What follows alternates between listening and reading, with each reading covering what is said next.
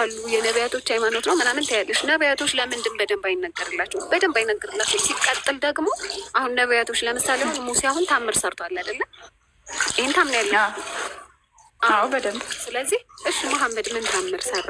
ምን ሙታን አስነስቷል? ለምጻ አንጽቷል? እንዴት ነው የተገለጸለት? እና ይሄንን ንገሪኝ። ከዚህ በኋላ ደግሞ ችግር የለም መልሽ። አብሽሪ፣ ችግር የለም መልሰላ፣ አብሽሪ፣ ችግር የለው። በመጀመሪያ የጠየቅሽ ምንድን ነው እንትን ነቢዩ መሐመድ ሰለላሁ ዐለይሂ ወሰለም መቼ ነው የመጡት ላልሽው 1480 ምናምን ዓመት ናቸው። ያኔ ያለ መልተኛ ሊሰረቱ ሰላም አሁን ነው የመጡት። መጨረሻና የመደኛ እኛ ሙሐመድ ሰለላሁ ዐለይሂ ወሰለም ስናምን የመጨረሻና የመደምደሚያ ነብይ ናቸው ነው እንጂ የእስልምና መስራች ናቸው ብለን አናምንም። የእስልምና መስራች የዓለማቱ ጌታ አላህ ነው። ጥንትም የነበረ ሃይማኖት ነው። ነቢያትም እና አዳም ጭምር ሙስሊሞች ነበሩ ብለን እናምናለን። ነቢዩ መሐመድ ሰለላሁ ዐለይሂ ወሰለም ግን የነቢያት መቋጫ ናቸው። አላህ ሱብሓነሁ ወተዓላ ቁርአን ላይ የነቢያት መደምደሚያ እያለ ይነግራቸዋል። ሙሐመድ ከወንድሞቻቸው ያንዱ ሰው አባት አይደለም፣ ነገር ግን የነቢያት መደምደሚያ ነው እያለ ይናገራል። ስለዚህ የነቢያት መደምደሚያ ናቸው ነቢ ሙሐመድ ሰለላሁ ዐለይሂ ወሰለም። ታዲያ የሰበኩት ምንድነው? እስልምና እንዴት ሊሰብኩ ቻሉ? ነቢያቶች እንደሰበኩ በምን አወቁ ከተባች መለኮታዊ ራእይ ስለወረደላቸው ነቢ ሙሐመድ ሰለላሁ ዐለይሂ ወሰለም ከዓለማቱ ጌታ ከአላህ ሱብሓነሁ ወተዓላ መለኮታዊ ራእይ ወረደላቸው። በዛ መልኩ እስልምና ሰብከዋል። የሰበኩትም ደግሞ ነቢያቶች እንዴት ነው ብለው አስተምረውናል። ግልጽ ነው። እኛ እስልምና ስሚኝ፣ ለምንድን ነው አስቀድሞ ለነቢያቶች አልወረደላቸው? ቁርአን ወርዶላቸዋል እኮ እንዳልሹ ሲሰብኩ ኑረዋል፣ ሲናገሩ ኑረዋል። ለምን አስቀድሞ አልወረደላቸውም? ቆይ ልጨርስሽ ማማዬ፣ ልመልስልሽ ነበር እሱን ራሱ ልጨርስልሽና ልመልስልሽ ነበር እሱን ራሱ ልመልስልሽ ነው ማማዬ። ኔትወርክ ይዘሽ ነው አሁን እሱን ልመልስልሽ። ከታገሽኝ አብሽሪ፣ ችግር የለውም። አሁን ነቢዩ መሐመድ ሰለላሁ ዐለይሂ ወሰለም ከመምጣታቸው በፊት ሰዎች፣ ህዝቦች፣ ነቢያቶች በምን ነበረ የሚመሩት? መመሪያቸው ምን ነበረ ከተባለ አምላክ መለኮታዊ ራእይን ግልጠተ መለኮትን ያወርድ ነበረ። በራእይ ያወርድ ነበረ፣ በመልአክ አማካኝነት ያወርድ ነበረ፣ በቀጥታ ያናገራቸው ነበረ። ለምሳሌ ሙሴን በቀጥታ አናግሮታን ተውራት የሚባል መጽሐፍ ሰጥቶታን ብለን እናምናለን። በዛ በተውራት ውስጥ አላህ ሱብሓነሁ ወተዓላን እንደሰበከ፣ እስልምናን እንደሰበከ፣ ህዝቦቹ ደግሞ ሙስሊሞች እንደነበሩ አላህ ሱብሓነሁ ወተዓላ ይነግረናል። ሀሩንም በሱ ጊዜ እንደተላከ እናምናለን እኛ። ከዛ በኋላ እነ ዳዊት ሲመጡም ዘቡር እንደተሰጣቸው እናምናለን። ዘቡር የሚባል ወይም መዝሙር የሚባል መጽሐፍ እንደተሰጣቸው። ከዛ በኋላ የመጣው ኢሳ ኢየሱስም ራሱ ወንጌል ወይም ደግሞ ኢንጅል የሚባል መጽሐፍ እንደተሰጠው እናምናለን። ያን የአላህ ሱብሓነሁ ወተዓላ መለኮታዊ ራእይ ወይም እንደተወረደላቸው መጽሐፍ እንደሆነ እኛም እናምናለን። ተውራትና ኢንጅልንም እንዳወረደ አላህ ሱብሓነሁ ወተዓላ ይናገራል። ስለዚህ መመሪያቸው ምን ነበር ከተባለ መጽሐፍቶች ነበሩ። እነዚያ መለኮታዊ መጽሐፍቶች አራቱ ተጠቅሰዋል። ለምሳሌ ዘቡር፣ ኢንጅል፣ ተውራት እነዚህ ተጠቅሰዋል። እንደገና ደግሞ ጽሁፉ ኢብራሂም ወሙሳ እያለ አምላካችን አለ የኢብራሂም ጽሁፎች እያለ እናገራል። ስለዚህ ኢብራሂም ወይም አብርሃም ራሱ መመሪያ ነበረው። ስለዚህ ነቢያቶች ግልጠተ መለኮት ይወርድላቸው ነበረ ከዓለማቱ ጌታ ከአላህ ሱብሓነሁ ወተዓላ ማለት ነው። እና ይሄ ነው። ሌላው ምንድነው? ነቢዩ መሐመድ ሰለላሁ ዐለይሂ ወሰለም ምን ተአምር ሰሩ? እየሰማሽ ነው አባይዘዊ እንትን ነው የሆነ እየሰማሁሽ ነው። ቀጥ ነቢዩ መሐመድ ሰለላሁ ዐለይሂ ወሰለም ምን ተአምር ሰሩ? ሁሴን ፓውዝ ነህ ሊያወርደን ይችላል። አሁን ፓውዝ ሆኗል። ካወረደ ፎሎ አድርጊኝና ተከትለሽ ነ እሺ፣ ፎሎ አድርጊኝ እና ከዛ ከሌላ ቤት ሄደን እንጨርሳለን። ፎሎ አድርጊኝ። የናይ ይሰማሻል? የሚሰማሽ ከሆነ ፎሎ አድርጊኝ። እንዴ ሰምቼሻለሁ። እሺ ማማ እስከዛ ብጨርስልሽ ካወረድን ተከትልሽ ነኝ እና ምንድነው ነቢ መሐመድ ሰለላሁ ዐለይሂ ወሰለም ተአምር ሰርተዋል ወይ ላልሽው፣ አዎ በጣም ብዙ ተአምር ከ1000 በላይ ተአምር ሰርተዋል። ስለሌሎቹ ነቢያቶች ለምንድን ነው የተሰብኩት ላልሽው፣ ስለሌሎቹ ነቢያቶች ስለምሳሌ ስለ ሙሴ ከነቢ መሐመድ ሰለላሁ ዐለይሂ ወሰለም በላይ ቁርአን ላይ ተጠቅሷል። ስለ ሙሴ ማለት ነው። ካወላለዱ ጀምሮ እስከ ዕለተ ሞቱ ድረስ ያለው ነገር ተጠቅሷል። ምን እንደሰራ እስራኤላውያን ጋራ ፊርዓውን ጋራ ምን እንዳደረገ እና ሀሩን ጋራ ምን እንዳደረገ ኢሳ ዓለይሂ ሰላም ከነቢ መሐመድ ሰለላሁ ዐለይሂ ወሰለም በፊት በስም ተጠቅሷል። ከእሳቸው በላይ ማለት 25 ጊዜ ነው የተጠቀሰው። እና አዳም ተጠቅሰዋል። ነቢያቶችን እንሰብካለን እኛ ሰለማሰሚ ሊሆን ይችላል። እና አብርሃምን እንሰብካለን፣ እነ ይስሐቅን እና ያዕቆብን እንሰብካለን፣ እነ ዮሴፍን ሱረቱል ዩሱፍ የሚባል ዮሴፍ አንድ ምዕራፍ አለው ቁርአን ላይ። ማርያም ስለ ማርያም አንድ ምዕራፍ አለት ሙሉ ማለት ነው ቁርአን ላይ። ስለዚህ እንደዚህ እያለ አምላካችን አላህ ሱብሓነሁ ወተዓላ ነግሮናል። በእነሱም እናምናለን። ነቢ መሐመድ ሰለላሁ ዐለይሂ ወሰለም ከሰሩት ተአምር ውስጥ አንድ ሁለቱ ልጥቀስልሽ። ለምሳሌ ነቢ መሐመድ ሰለላሁ ዐለይሂ ወሰለም ጨረቃን ከፍለዋል።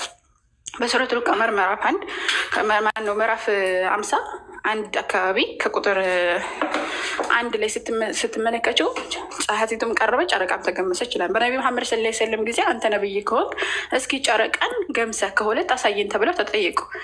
ከዛ ያላህ መልክተኛ ዓለይሂ ሰላቱ ሰላም ጫጣቸውን በመቀሰፍ ጨረቃን ከሁለት ከፍለው ያላህ መልክተኛ ዓለይሂ ሰላቱ ሰላም አሳይተዋል። በተጨማሪም እንደዚሁ ያላህ መልክተኛ ዓለይሂ ሰላቱ ሰላም ውሃ ከእጃቸው ፈልቆ ያውቃል። አንተ ነብይ ግን አንድ ጊዜ ተጠሙና ገዛሌ ወይም ደግሞ ጦርነት ላይ እያሉ ተጠሙ።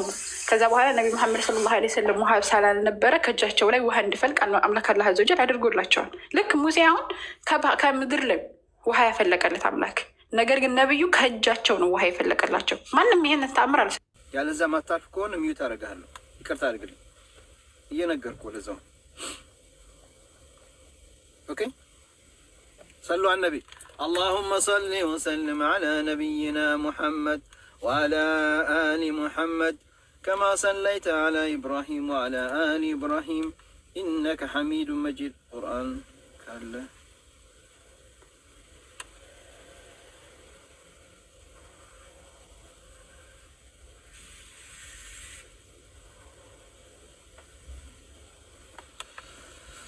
اللهم صل وسلم على نبينا محمد وعلى آل محمد كما صليت على إبراهيم وعلى آل إبراهيم إنك حميد مجيد.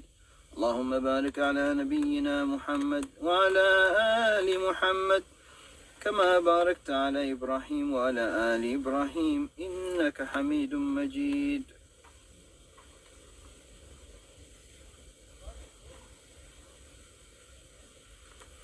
اللهم صل وسلم على نبينا محمد وعلى آل محمد كما صليت على إبراهيم وعلى آل إبراهيم إنك حميد مجيد.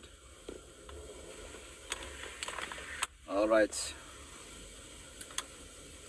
يا صلوا على النبي يا جماعة. صلوات يورد إن شاء الله. ما شاء الله عليكم. صلوات يورد.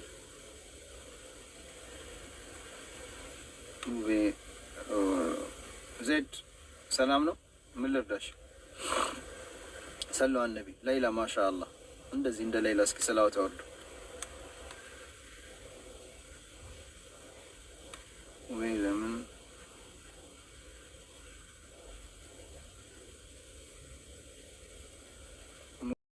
ጓደኞች ስላሉኝ ለነሱም እንዲሰሙት ስለፈለኩኝ ነው። እሺ إذا بلغ النصاب وهال عليه الحول فقد وجب فيه الزكاة. ነቢያችን ሰለላሁ ዐለይሂ ወሰለም ሲናገሩ አንድ ሰው የዘካ መጠኑ ሲደርስበት ገንዘቡ ላይ ልክ እንዲሁ አመት ሲዞርበት ዘካ ይወጅብበታል። የዘካ መጠኑ ደርሶብህ ገንዘብህ ላይ ያ ገንዘብ መድረሱ ብቻ በቂ አይደለም፣ አመት ሊዞርበት ይገባል። የዛኔ ዘካ ይወጅባል። እሺ እና ምን ያክል ነው መጠኑ ከተባለ ነቢያችን ሰለላሁ ዐለይሂ ወሰለም በወርቅና በብር ነው ያስቀመጡልን። በወርቅ ከሆነ 85 ግራም፣ በብር ከሆነ 595 ግራም የሚመጥን ብር ወይም ገንዘብ። እሺ ታዲያ በየትኛው ነው መስጠት ያለብን? በብር ነው መስጠት ያለብን። ምክንያቱም በወርቅ ያወጡ ከተባለ ብዙ ሰዎች እንዲያወጡ አይጋብዝም። ምክንያቱም ውድ ስለሆነ ወርቅ በአሁን ጊዜ፣ ብር ግን ርካሽ ነው፣ ብዙ ሰዎች እንዲያወጡ ይጋብዛል። ልክ እንዲሁ ደግሞ ለብዙ ድሃዎች ተደራሽነትም ይኖረዋል እና ይህ ነው። ስለዚህ ምን ታደርጋላችሁ? በአካባቢያችሁ ወደሚገኝ ወርቅ ቤት ሄዳችሁ 595 ግራም ወርቅ ስንት ብር ይሸጣል በአሁኑ ሰዓት ብላችሁ ጠይቁ። ይህን ያክል ይሸጣል ብሎ የሚነግራችሁ ያ ገንዘብ ወይንም ከዚያ በላይ ሊሆን ይችላል። ያ ገንዘብ እጃችሁ ላይ ከገባ አመት ሞልቶት ከሆነ ዘካ ወጅቦበታል። አመት ካልሞላበትስ ዘካ ይወጅበበትም። እስኪሞላው መጠበቅ አለብን። ለምሳሌ ሰውየው ዛሬ 1 ሚሊዮን አገኘ። የዘካ መጠኑን ደርሷል አልደረሰም? ደርሷል። ነገር ግን ጊዜው ደርሷል፣ ጊዜው ገና ነው። ልክ ካገኘበት ይሄን ብር እጅ ላይ ከገባበት የዘካ መጠኑ ሞልቶ አመት ሲዞርበት ጊዜ እዛኔ ነው የሚያጣው። ምን ያክል ነው የሚያጣው ከተባለ በአጭሩ ለ40 ከፍላቸው የሚመጣ ውጤት የዘካ ብር ይሆናል። በቅርብ ጊዜ የሆነ አንድ ልጅ ጠይቄያለሁኝ ብሎ ከነገረኝ ዘካ 250 ማን ነው ይቅርታ 1 ግራም ወርቅ 250 ብር እንደሆነ በኢትዮጵያ ነግሮኛል። በአካባቢያችሁ ለማጣራት ትችላላችሁ። 250 ብር ከሆነ ለምሳሌ 1 ግራም ወርቅ ማን ነው ብር ሲባዛ በስንት ታደርጋላችሁ? 595 ማለት ነው። የሚመጣው ውጤት የዘካ ብር ነው። ብር ማለት ነው። ስለዚህ 148,750 ብር መጣ ማለት ነው። 148,750 ይሄ ከመጣው ይሄ ከሆነ ሲካፈል 40 ታደርጉታላችሁ 3,718 ብር ከ75 ሳንቲም። በዚህ መልኩ ነው የምታገኙት። እና ወርቅ ቤት ሄዳቸው 595 ግራም ወርቅ ስንት ይሸጣል? ኦኬ ብር ወርቅ ነው እንዳልኩት ብር ሜ ገብቷል። እየሰማሁ ነው። ያው እንደዛ ነው። እሺ ከላህ በጣም ነው የማመሰግነው። አይ በዚህም ጠይቅልን እያሉ እንትን ስላሉኝ በዛውም ሰፋ ያለ ማብራሪያ እንድሰጥበት ስለፈለኩ ነው። አላህ ይጨምርልህ ወንድሜ፣ ጀዛህን አላህ ይክፈል።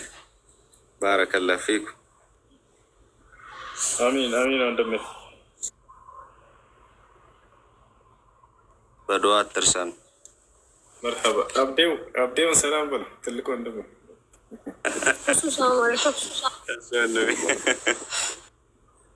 ሰላም በሉ እህትህ ራሱ እህትህ እና ደግሞ ኢንሻላህ ደጋን ከሄድኩኝ ያለው እናትህ እኮ ሁሌም ስራ ምራት ነው። ኢንሻላህ ችግር የለም። እሺ ወንድሜ ጀዛከላህ።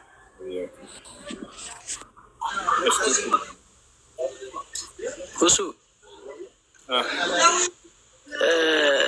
አንድ መድገም የፈለግኩት ጥያቄ በዚሁ ሳልወርድ እንትን አሁን ለተረገዘ ልጅ እንዴት ነው ፊጥር ይወጀባል? እንዲህ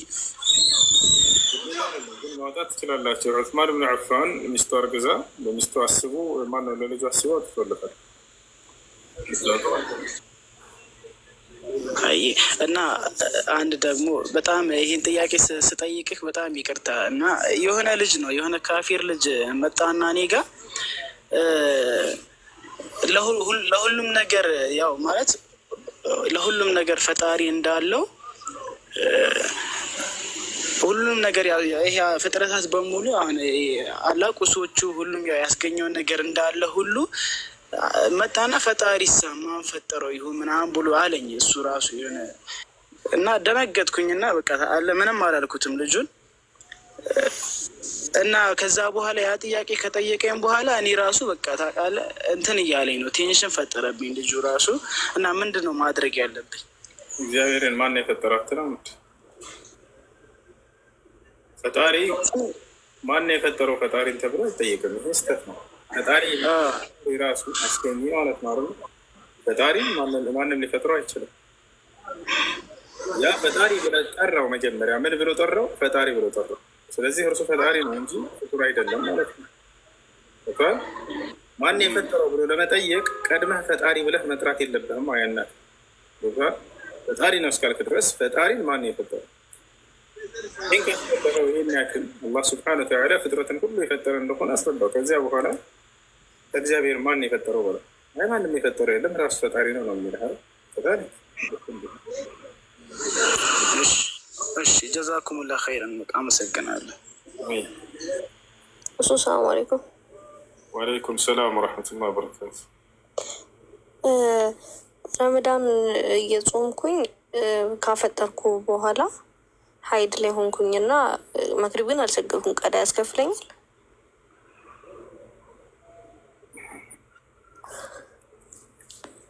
በጣም ያሳዝናል። ያስከፍለኛል?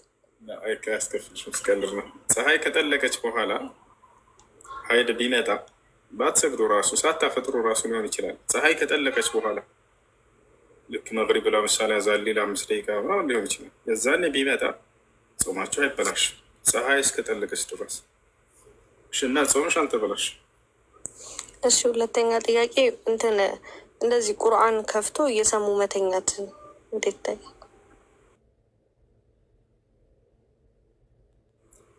ቁርአንን ማዳመጥ ትችላላችሁ። ተኝታችሁም ቆማችሁም እየሄዳችሁም ተቀምጣችሁም ትችላላችሁ። ነገር ግን ምንዳ ለማግኘት ብላችሁ አስባችሁ መሆን አለበት። እንቅልፌን እንዲያስተኛኝ ብላችሁ ልክ እንቅልፍ ማስተኛ አድርጋችሁ ቁርአንን እናትለይቱ። በዚህ መልኩ ሰውየው በማዳመጡ አጅር ያገኛል። ያንን አስቡ። አላህ በቁርአን ላይ ሲናገር ወኢዛ ቁሪአ አልቁርአን ፈስተሚዑ ለሁ አንስቱ ለዐለኩም ቱርሐሙን ይላል። ቁርአን በሚቀራ ጊዜ እርሱን አዳምጡት ይታዘንላችሁን ዘንድ ጸጥ በሉ ይላል። ስለዚህ እርሱን ምን እንዳደርገሽ ስተኙ ማዳመጥ ትችላላችሁ። ከቻላችሁ ፓውዝ አድርጉት፣ ካልቻላችሁ ግን እንደ አጋጣሚ ፓውዝ አድርገዋለሁ ብላችሁ አስባችሁ ሳይቆም ሳታቋርጡት ሲቀራ ቢያደር ወንጀለኛ አትሆኑ።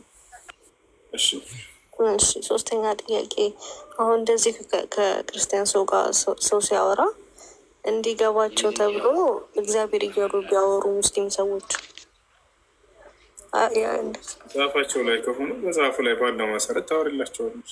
መጽሐፉ ላይ ሳይሆን ኖርማሊ እንደዚህ እየተወራ አላህ ምናምን ከተባለ እንዳይደብራቸው ምናምን ተብሎ እግዚአብሔር ብሎ ካስረዷቸው አይቻልም። ሙስሊም ስለ ራሱ እምነት ሲገልጽ ጊዜ አምላኩን እግዚአብሔር ብላ አይጠራም። አላህ በምን ይጠራል? ስለ እነሱ መጽሐፋቸው ላይ ከሆነ ባለው መሰረት ታስረጃቸዋለች በተጻፈው ልክ። እሺ፣ አሰላሙ አለይኩም።